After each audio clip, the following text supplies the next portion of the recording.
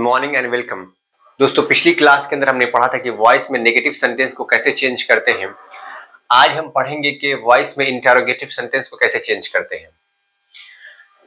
अगर आपने इससे पहली दो क्लासेस नहीं देखी हैं जिसमें मैंने अफर्मेटिव और नेगेटिव को चेंज करना सिखाया है, तो आपसे गुजारिश है कि आप पहली दो वीडियोस जाकर देख लीजिए, जिससे मैंने बेसिक कॉन्सेप्ट्स ऑफ वॉइस और अफर्मेटिव सेंटेंस, उसके साथ साथ नेगेटिव सेंटेंस पे वीडियो बना दी है। आज हम सीखेंगे कि how to change interrogative sentence into passive voice. हम लोग टेंस के एतबार से चेंज करना सीख रहे हैं, यानी सबसे पहले हम लोग टेंस के तमाम प्रकार को चेंज करेंगे। इसमें simple present, present continuous, present perfect continuous, फिर simple past, past continuous, past perfect continuous, उसके बाद simple future, future continuous, future perfect continuous. इस तरीके से स्टेप वाइज हम इसको सीख रहे हैं। तो आज वॉइस में इंट्रोगेटिव सेंटेंस को हम चेंज करेंगे टेंस के सिंपल प्रेजेंट, याद रखिएगा। तो सिंपल प्रेजेंट के इंट्रोगेटिव का सेंटेंस ये होता है, does Rahima eat a mango. अगर आपको पता करना हो कि ये सिंपल प्रेजेंट के इंट्रोगेटिव का स्ट्रक्चर है तो कैसे पता करेंगे, तो इसके स्ट्रक्चर को आप देख लीजिए। इसका स्ट्रक्चर होता है डू स्लैश डज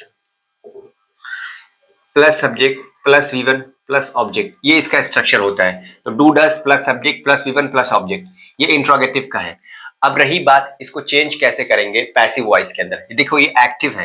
एक्टिव कैसे पता चला? जिसमें सब्जेक्ट एक्टिव होता है उसे हम एक्टिव सेंटेंस कहते हैं। पैसिव वॉइस जिसमें सब्जेक्ट एक्टिव नहीं होता है। अब देखिए इसको चेंज कैसे करेंगे, तो इसका भी एक स्ट्रक्चर है। इससे पहले ही मैंने पैसिव के दो स्ट्रक्चर्स आपको बताए थे, नेगेटिव में और इससे पहले अफर्मेटिव के अंदर। तो देखिएगा इसका स्ट्रक्चर क्या है। इसका स्ट्रक्चर है is am are plus object plus V3 plus by के साथ सब्जेक्ट। अब ये जो लिखा हुआ है ना, ऐसे ही लिखा जाएगा। क्योंकि इसमें ऑब्जेक्ट एक्टिव होता है इसलिए पहले ऑब्जेक्ट आया, इसमें सब्जेक्ट एक्टिव होता है इसलिए पहले सब्जेक्ट आया। थोड़ा ध्यान से देखिएगा। Does Rahima eat a mango.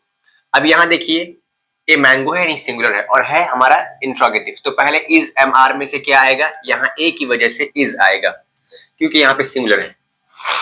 अब ये हो गया। अभी ऑब्जेक्ट ले आइए जिसको खाया गया है। Is a mango,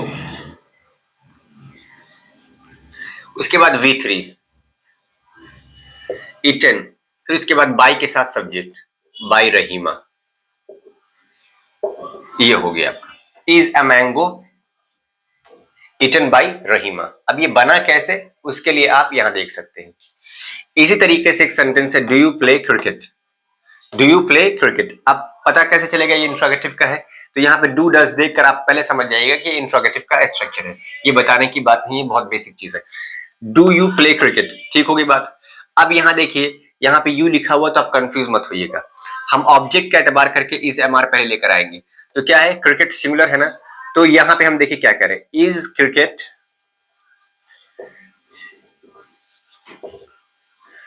played by you. अब यहाँ पे यू था लेकिन फिर भी हम यहाँ पे इज ले आए, लेकिन यहाँ पे हम सब्जेक्ट का एतबार नहीं करते हैं बल्कि ऑब्जेक्ट का एतबार करते हैं, इसलिए यहाँ पे इज लेकर आए हैं। तो सब ऑब्जेक्ट हमारा सिंगुलर है तो डेफिनेटली यहाँ पे इज आएगा। अगर यहाँ पे प्लूरल होता, कुछ और होता, तो हम यहाँ पे आर ले आ सकते हैं।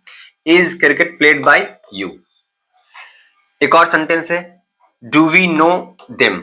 Do we know them. अब देखो यहाँ पे क्या है, ये प्लूरल है तो उस एतबार से अब आएगा डू वी नो देम। यहां भी प्लूरल है और यहां भी प्लूरल है, तो डेफिनेटली इज एम आर में से क्या आएगा? आर आएगा। अब क्या है, are they. Are they known by us.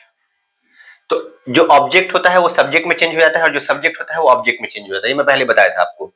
Do we know them, are they known by us. तो यहाँ पे आर क्यों आया है? क्योंकि ये प्लूरल है।